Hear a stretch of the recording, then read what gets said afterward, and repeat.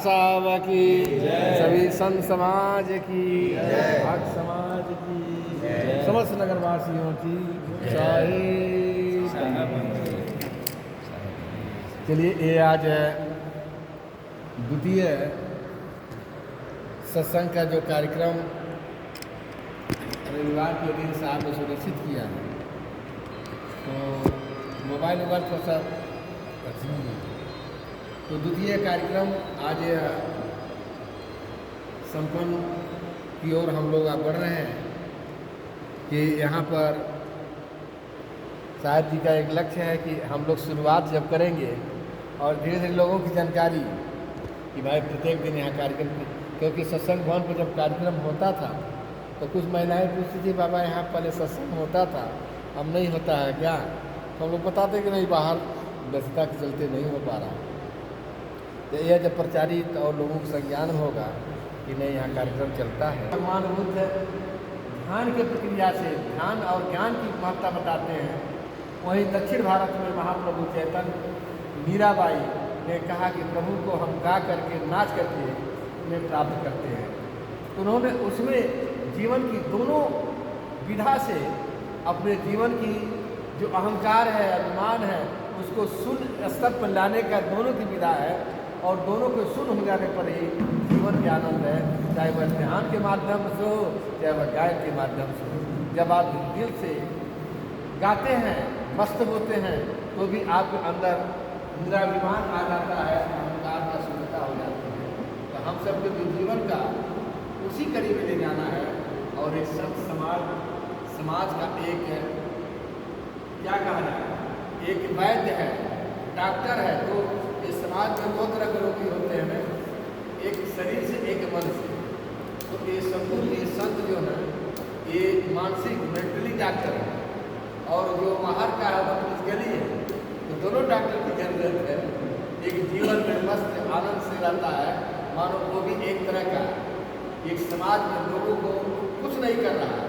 एक मैं पढ़ रहा था किस देश का, मुझे याद नहीं है, लेकिन वहाँ का सरकार ने नियम लागू कर दिया, जो मुस्कुरा है वो उसे चेहरे से मिलेगा, उस पर कुछ फाइन लगा देगा, और जो प्रसन्नचित मुद्रा से रहेगा उसके लिए नंबर 1। तो जीवन की यह भी एक है कि हम समस्याएं तो आती हो जाती हैं, लेकिन उसके साथ हम लाए रहे दुखी है, क्योंकि आप जब दुखी रहते हैं, जिधर निकलेंगे तो दो चार लोग दुखी करके ही निकलेंगे। आप कुछ दिन रहेंगे तो चार लोग को प्रसन्न चित्त में ही जाते हैं। इसलिए जीवन का सबसे बड़ा एक आनंद देना, आनंद फैलाना, ये हमारे जीवन का भी एक पॉइंट जुड़ा हुआ है। इसलिए एक हमारे संत अपना बहुत अच्छा विषय ऊपर जाते हैं कि कुछ लेना न देना मगन ऊपर है।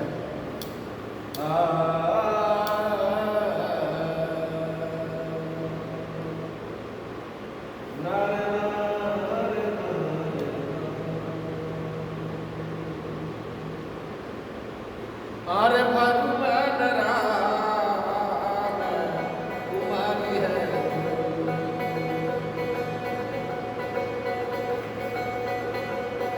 कुमारी है थोड़ी, कुमारी है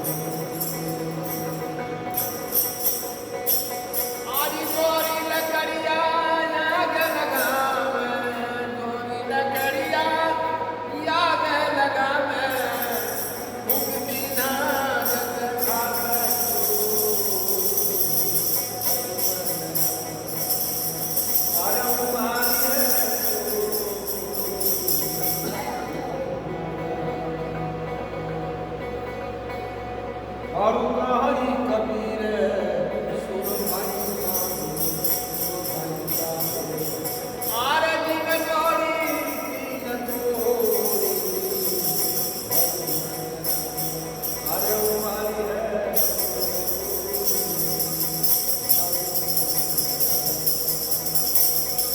उमारी है गोरी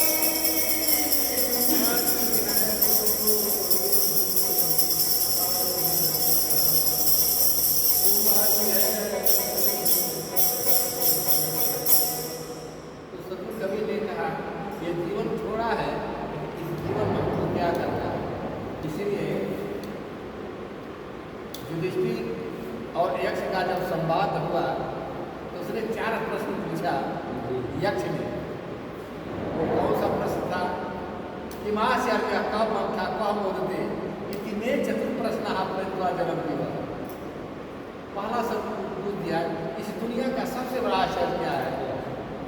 तो उन्होंने कहा अहन ज्ञान भूता गच्छन्ति जब मंदिर से अस्तमिच्छन्ति किमाश्चर्य मतत्र।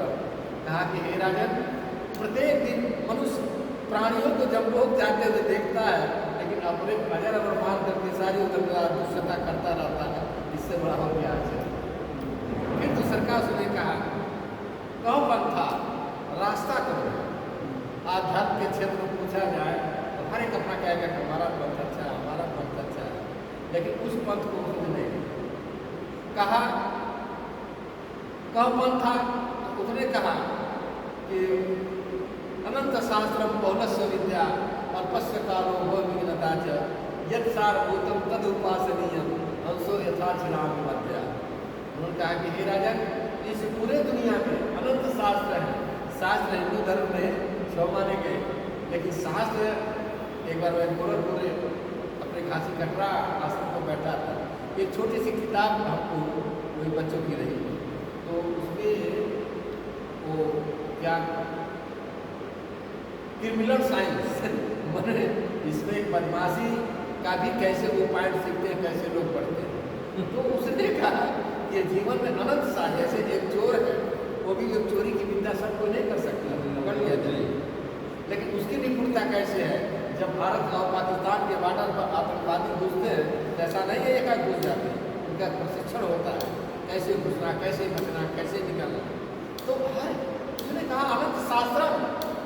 कहा कि हे राजन अनंत शास्त्र है अब बहुलत से विद्या विद्या भी अगणित है, उसको जीवन भर प्रयास किया जाए आदमी उसको पढ़ नहीं सकता। कहा तब क्या करना है। कहा यद सारभूतम श्रीराम मध्या जो हमारे जीवन के लिए सार हो, जो हम जीवन जी सकें वही हमारे कोई पास नहीं है। तो हम अपने महापुरुषों के बताए गए रास्ते का अनुकरण करें, जैसे जीवन जी रहे वही शास्त्र। नहीं तो बहुत से शास्त्र पुराण हम पढ़ रहे हैं पक्का हो जाए और जीवन में न हो तो उसको का छोड़ दो। उस विद्वान ने कहा उसको छोड़ दो। जो उस महापुरुष जैसे जीवन जी रहे हैं उसी तरह जीवन जीने का प्रयास करो। वो क्या कह गए नहीं कहे उसको छोड़ो। इसीलिए इस दुनिया में जो भी संत महापुरुष हुए उनकी डिग्री नहीं पूछेगी कि कितना पढ़े बाबा एमए है कि पीएचडी, कुछ नहीं, बस कागज वो नहीं। और तुलसीदास ने इतने बड़े आज दुनिया में जो मानस का प्रचार हुआ उनके रामायण को बोलने वाला बोलते मानस मर्मज्ञ सूर्यवत चमत्कार, लेकिन गोस्वामी जी एक शब्द कह दिए क्या कहे कि बुद्धि विवेक एक नहीं मोरे सत्य कहूँ नीति कागज मोरे। जिन्होंने मानस का जन्म दिया तो कहा कि हे प्रभु मेरे पास एक भी बुद्धि एक भी विवेक नहीं है, कहिए तो मैं ये सादे कागज पर लिख कर साइन कर दूँ। ये उनकी भी नम्रता है। और उसी प्रकार कितने संत हैं और संत महापुरुष क्या करते हैं। और उदाहरण भी बहुत सुंदर सुंदर गोस्वामी ने दिया कि जिसके अंदर विनम्रता, जिसके अंदर विद्या ज्ञान पैदा हो जाता है अपने आप जुड़ जाता है। कभी शायद भी शब्दों में लिया जाए तो कहते हैं कि कबीरा नव स्वाम को पर को नव घाल तराजू दौड़िए नव सौभागी हो। कभी साहब का इसमें भारी कौन वजनदार कौन है? कहा कि देखो बाजार जाते हैं पल्ला बढ़िया उठाता है, तो जब सौदा वाला सामान ऊपर उठल है तो ठीक है, तो बहुत सारा जब नीचे जाएगा तो आप ठीक लगाओ सही कभी देख के कहे कबीरा नमस्कार, जो नम हो गया वो नीचे गया का वो भारी है, ऊपर वाला नहीं। उसी प्रकार समान आप चल रहे फिर हमारे गोरखपुर में एक राजधानी में संत बोले थे विद्वान संत, तो कहते थे बहुत बड़े सन्यासी जब अपने फार्म हाउस में जाते थे लेबर लोग काम करते तो कहते थे हरिओम नमस्कार जी, एक उनके आप इतने बड़े संत हो गए मजदूरों नमस्कार करते हैं, जब जिससे बात ही करना है तो नमस्कार शब्द से ही शुरू कर दो, वो भी खुश रहेगा तुम्हें भी प्रसन्नता। तो ये जीवन की विधा जीने के लिए आप जगह जगह जहाँ भी एक प्रसन्नता की जगह, तो गोस्वामी जी के लाइन हम कह रहे हैं कि बरस ही जलन भूमि नियराए जथा नहीं बुध जा पाए। गोस्वामी जी कहा कि जब आषाढ़ महीना में जमुने बदरे पानी पूरा रहे तो जमीन के नीचे और जैया जब पानी मान एकदम नहीं है तो तब ऊपर दिखाई तरकुल दिया, कहा कि जो ऊपर है वही मातम तरकुल है, उसमें कुछ नहीं है, ऊपर है। और जिनमें कुछ आ जाता है जब भगवान को महावीर हो कबीर हो वो समाज में आए, लोगों के बीच में गए, और जब अपने को खाली रहता वो अपने काम में लगा। इसीलिए ये हमारे महापुरुषों ने ये जीवन को जोड़ा, हम भी ये सत्संग के माध्यम से यही है कि एक कभी शायद हम लोग वासियों को पढ़ते हैं तो उसमें बहुत सुंदर शब्द किया, जैसे मान हम अभी वर्षा के मौसम में या वर्षा के मौसम के अतिरिक्त भी कभी ऐसे लाक्षणिक शब्द, क्योंकि 3 शब्द को विद्वानों ने प्रयोग किया है किसी भी भाव दशा को समझने के लिए। तो अभिधान लक्षण और इससे रामचरित से लेकर दुनिया के जितने महापुरुष आए थे जो तीनों को समझता नहीं करता तो बहुत हौसला बन गया, बट हौसला शब्द नहीं है। अब वहाँ कहाँ लाक्षणिक लेना है, कहाँ वेदना लेना है, कहाँ अवधा से लेना है। जैसे आप व्यवहार में कहीं जाते हैं, घर में किसी की तैयारी होने में 5 मिनट लेट हो गया, लोग कहते कहाँ 6 महीने लगा देता है ये थोड़ा सा भोजन में नमक तेज हो, लोग क्या कहते हैं अरे यार भोजन करो खांसी भर नमक डाल, अब कहाँ खांसी भर कराई। तो उसी को विद्वानों ने साहित्य में प्रयोग कर दिया कि जब कोई बात जोर देर में करना है तो उसको लक्षणा पर व्यंजना 6 महीना में देर होना मतलब देर हो गया, खांसी भर नमक मतलब थोड़ा सा तेज किलो की खांसी भर पड़ गई। तो उसी को कबीर साहब अपने शब्दों में या दुनिया के जो भी महापुरुष हुए जहाँ जैसा अवसर दिए वैसा उसको शब्द तो आए। कबीर साहब एक दुनिया का एक दृश्य जो बाहर है उसको अंदर महसूस करते हैं। एक बाजार तो मगहर से खलीलाबाद से बस्ती या गोरखपुर लगा है, लेकिन एक बाजार कहाँ है, इस महल में लगा है। उस महल की कबीर साहब कैसे बात करते हैं, लीजिए सब बनाना पड़ेगा।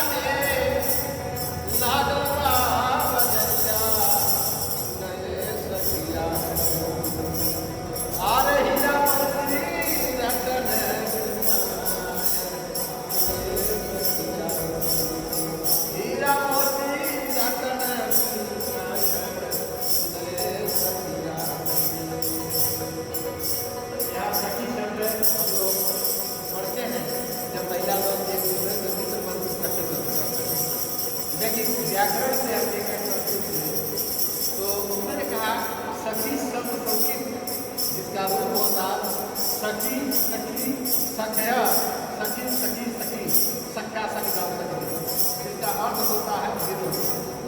और भागवत में एक डोगरे महाराज को मैं पढ़ रहा था, तो डोगरे महाराज ने लिखा, कहावत है कि भगवान कृष्ण के प्रेम में गोपियाँ बह गई उसके साथ में, तो उसने कहा कि मतलब स्त्री नहीं, तो उसकी व्याख्या किया। उन्होंने कहा वो भी रसम साग होती जो अपने प्रत्येक इंद्रियों के द्वारा उस भक्ति का रसमान कर रहा है वही उसी को कबीर साहब ने कहा, सुना ये सखिया हमारी सखी मतलब मित्र है नहीं, सुनो तो। हाँ, उसी जैसे उन्होंने गोपी शब्द से व्याख्या किया, उसी प्रकार सखी मतलब मित्र होता है, सखी सखिया सखी, ये संस्कृत का शब्द है। उसी कवि से आता है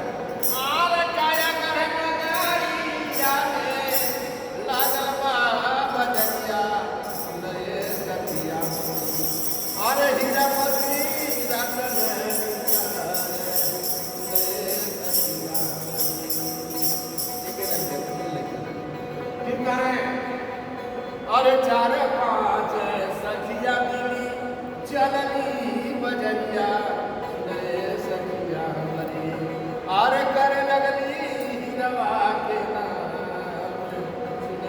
सखिया। कभी शायद कर है चार पांच सखी मतलब सत्संग के ज्ञान के लिए चार पांच चलते, लेकिन पहुंचता कितना है, एक दो, ये कई, ये जीवन भी जब प्रकृति बनाती है तो जो आज मनुष्य का रूप में देख रहे हैं अनंत अनंत है, उसमें जीव प्रयास करते हैं कि हम उस मार्ग को पहुंच करके जीवन को धारण करें, लेकिन करोड़ों करोड़ों में एक बचता है, एक उसमें प्रवेश करता है, वही इंसान के रूप में बाहर आता है। उसी कवि साहब कह रहे हैं अरे कार्य लगली रवा के नाम सखिया कहते हैं अरे से पटिए रवा के दमवा सखिया अरे हिरवा के दम सखिया हिरवा के दम सखिया। क्या ये हीरा कौन है? वो भक्ति है, वो ज्ञान है। इसी को शायद भागवतकार ने लिखा, जब सुखदेव जी कथा सुनाने जा रहे हैं परिचित को, तो देवता लोग आए, कह रहे कहाँ है ये सब, दूसरे को देने जा रहे हैं क्या? चलिए आपको स्वर्ग देते हैं, इंद्र लोग देते हैं, उनको मत सुना करके देवताओं सुनाइए। तो कहा कि नहीं, करोड़ों स्वर्ग हो, करोड़ों इंद्र हो, तो भी उसके पात्र नहीं है। पात्र वो है जो इसको पीने वाला हो, जो उसका भक्त होगा, उसी को दिया जाए, बेचा नहीं जा सकता। उसी के कवि साहित्यकार है अरे तू हंसे पटी है ठाना हिरवा के दमवा सखिया अरे हिरवा के दम सखिया। एक झोपड़ी में रहने वाला कोई भक्त परंपरा जैसे साहेब है, चाहे आप है, जिस घर में रहते होंगे, आपका न रहने के बाद वही छोटे बच्चे नाती, हमारे बाबा संत थे और संत होने के कारण उनके अंदर भी भाव जाए, तो वही जिस घर परिवार में नहीं राजभाव नेता करोड़ों अरबों जुटा लिया, लेकिन उसके अंदर नहीं है, तो वो भक्ति के क्षेत्र में नहीं हो सकता। उसी का है आरे तू हंसे पटी है धाना हिरवा के दमवा सखिया आरे हिरवा के दम सखिया। और मुतबा के मुहवा में जीरा ना समाला सुने सखिया और चुटी समुंदर सुखले जाए सुने सखिया।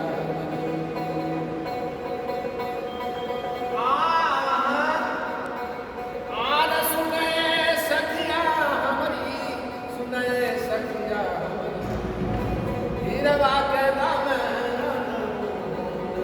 सुने सखिया तो मघवा के मनिया में पैठन लरवा सुने सखिया और सिंहवा के धैले बासिया सुने सखिया।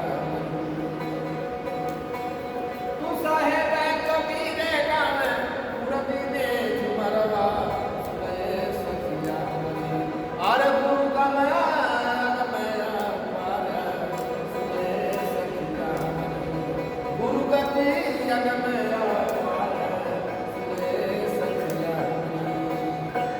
तो कहा कि एक इतना आश्चर्य है, एक पतवाले हाथी को भी कमर का टुकड़ा झूले और ऊँट कांटों के बड़े बड़े झाड़ू को भी पकड़ के रोज खा जाता है।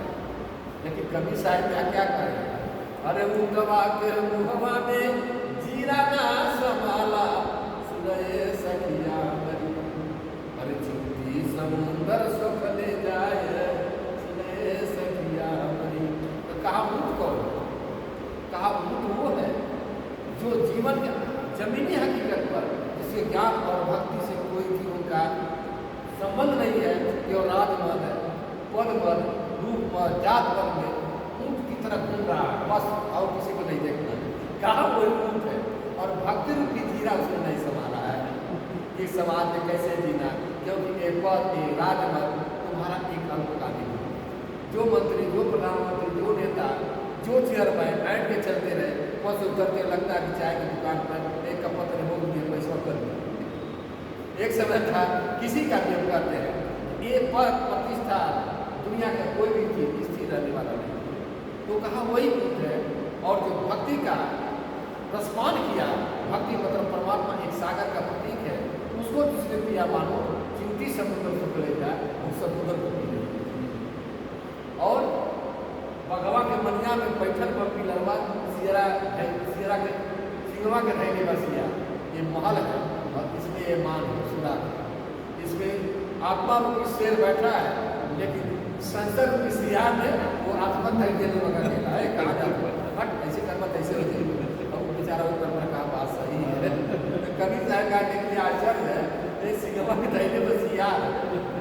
तो कहा तुम सिंह हो, तुम कमजोर नहीं हो। इसलिए शायद हम लोग बनारस में जब पढ़ते थे तो संपूर्ण यूनिवर्सिटी में शाम को कुछ लोगों की बैठक होती थी, कुछ विद्वानों का, कुछ अलग अलग। एक ने कहा कि महाराज जी हनुमान चालीसा में लिखा है कि जो सतबाद पाठ कर कोई छूटे बदमाश कोई वो कहिए बताइए एक डीएम कितना मेहनत करता है, एक मुख्यमंत्री का उससे प्रधानमंत्री का उनके मिनट उसका पता रहा, राष्ट्रपति का उसका। आज ये मान लीजिए कि इन्होंने एक आध मिनट बदला, हनुमान जी के तीनों लोग देखना है तो तू आधे घंटा बैठ के पचरा सुन रहे। हनुमान जी खड़े होते हैं, कहते कि नहीं हमारे किसी पढ़ने की जरूरत नहीं है, कहते पिया बनते जो संभालो आप तीन लोग हांगते कांपे। हनुमान जी का हमारी पूजा करने की जरूरत नहीं है, अपना थे। इसीलिए ओशो ने एक शब्द लिखा कि जिस ऊर्जा को लेकर के बुद्ध महावीर कबीर पैदा हुए, उसी ऊर्जा को प्रकृति ने तुमको भी दिया, एक इंच भी तुमको कम नहीं दिया। उन्होंने 10-50% प्रयोग किया तो ज्ञान की अवस्था में पहुंचे, बलवान किसी पहुंचे, और तुमने 2-4 पॉइंट लेकर के वही भी जीवन खत्म कर, लेकिन ऊर्जा में कोई अंतर नहीं। और कहा दूसरा, जैसा तुम पैदा हो पृथ्वी पर परमात्मा ने तुम्हारे जैसे दूसरों को तुमने पैदा किया न करे, इसलिए तुम अपने आप में अद्वितीय हो, किसी की तुलना नहीं किया जा सकता। दूसरा शब्द उसने कहा कि बुद्ध महावीर तुम्हारे माता पिता कहते असंभव। बुद्ध विवेकानंद कबीर कृष्ण जो भी है, तुम जैसा बनना चाहे तो भी नहीं बन पाएंगे, और तुम उनके जैसा बनना चाहे तुम भी नहीं बन पाओगे, क्योंकि हर एक प्राणी को प्रकृति ने अद्वितीय बनाया, एक दूसरे सेम नहीं बनाता। इसलिए कबीर साहब ने इस मनुष्य की सत्ता को जगाया, तुम सियार मत बनो, तुम शेर हो, और शेर की तरह तुम्हारी अंदर दुनिया के ज्ञान विज्ञान जो भी फैला है ये मनुष्य के द्वारा है। कायर मत मत एक 18 दही द्वारा क्या कर मन जब भगवान करेंगे।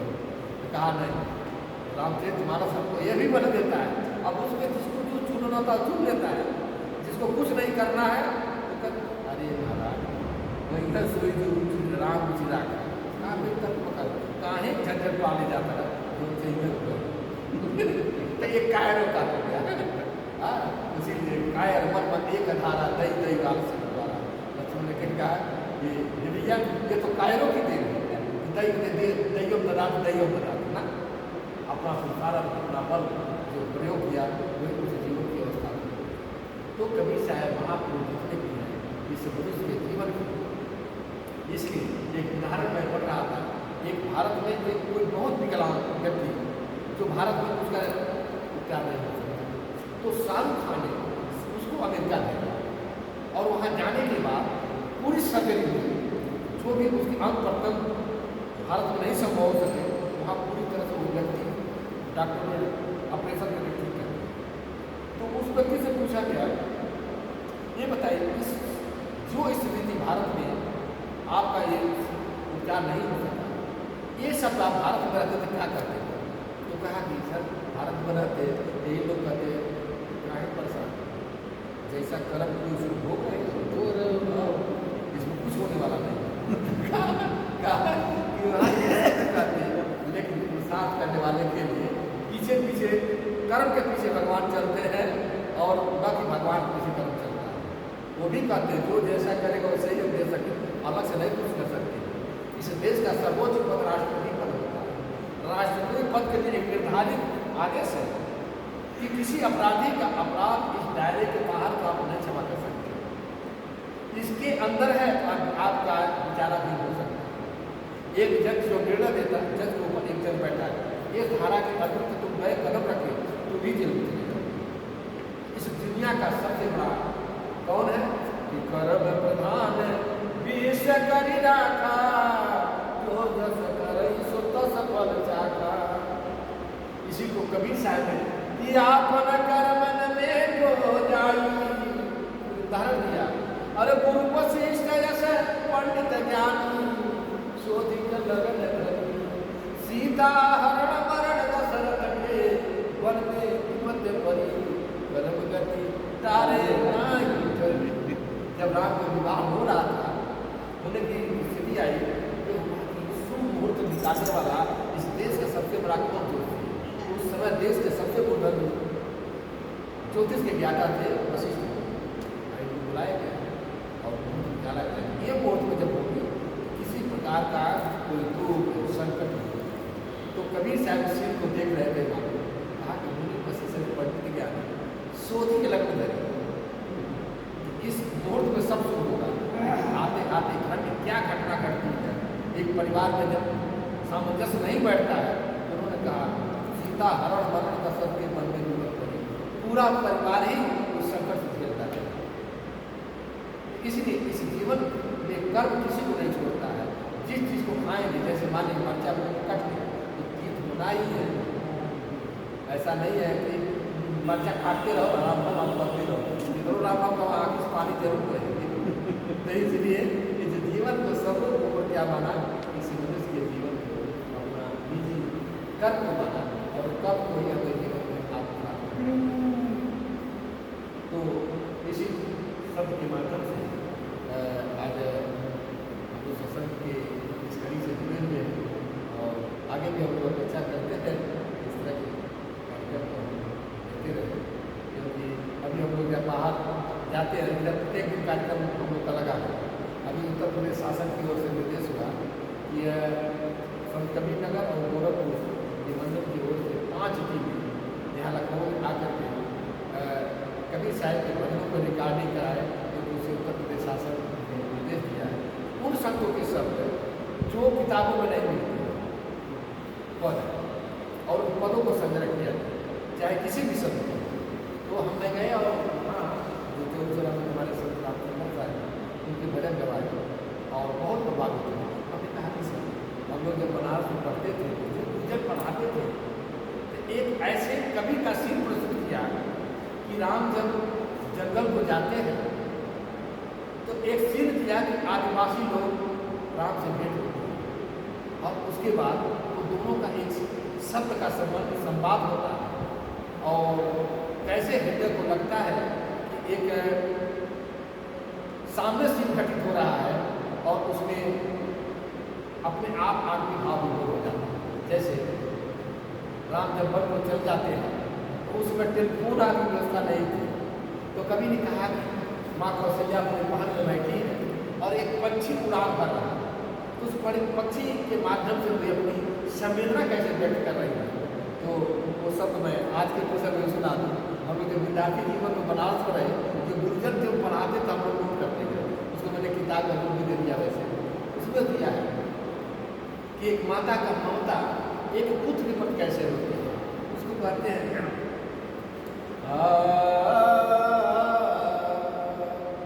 आरे उड़ते चिड़ैया से कहे कौशल्या मैया कनिसा देख ले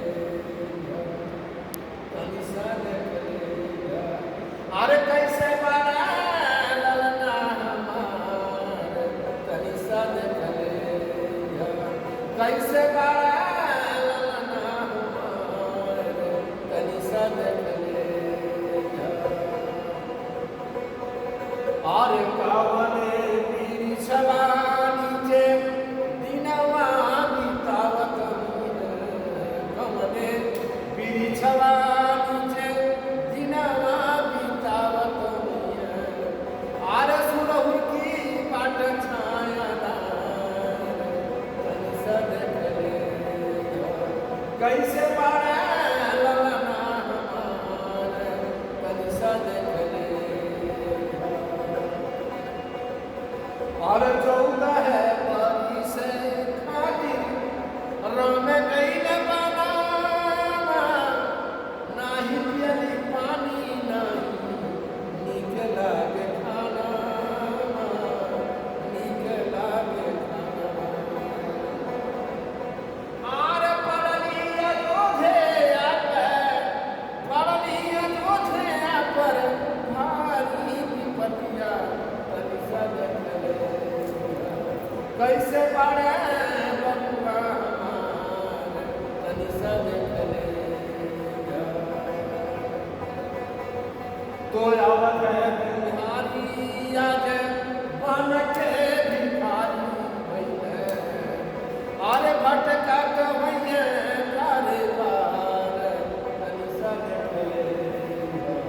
कैसे बाड़े बबुआ हमार तनि सद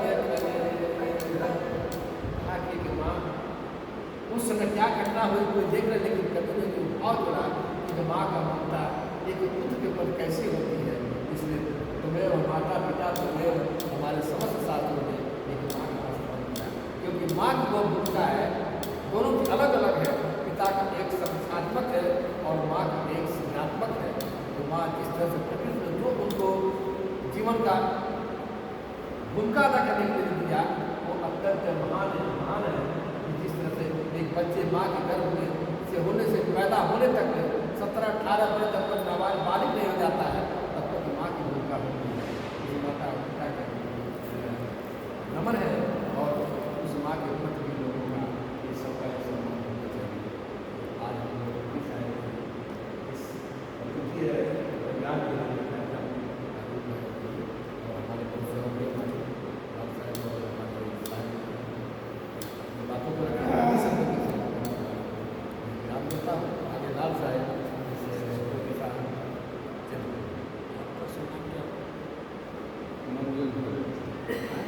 मंजूर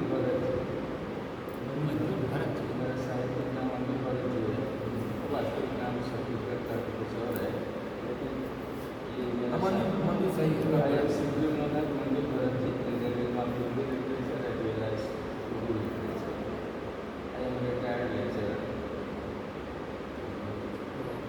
कुछ